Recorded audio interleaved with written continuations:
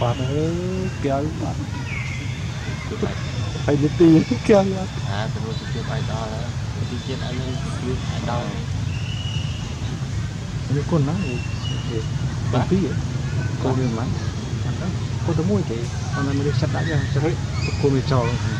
កូនកន្លោះនេះកូនកន្លោះមកស្រីម៉ែខ្ញុំមកជំខាចិត្តនៅមកចំកូននេះស្រីចឹងថាទេអ្នកជំរៀនខុសគ្នាសេអ្នកជំរៀនវាកាត់នៅក្នុងអ្នកលេងទៅវាកាត់ខុសពីជំរៀនមិនដែរដោយមនុស្សអាចហៅពាក្យខ្មែរយើងហៅថាសុខចិត្តមិនសុខចិត្តគេហៅថាពាំងស្លាប់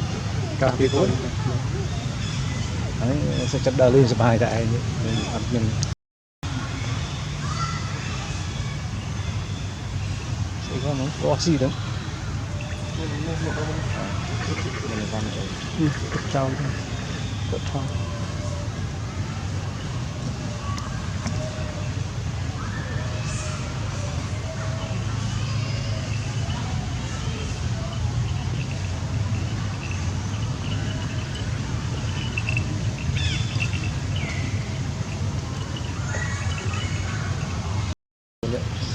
ស្រីច្រៀងរំអីណា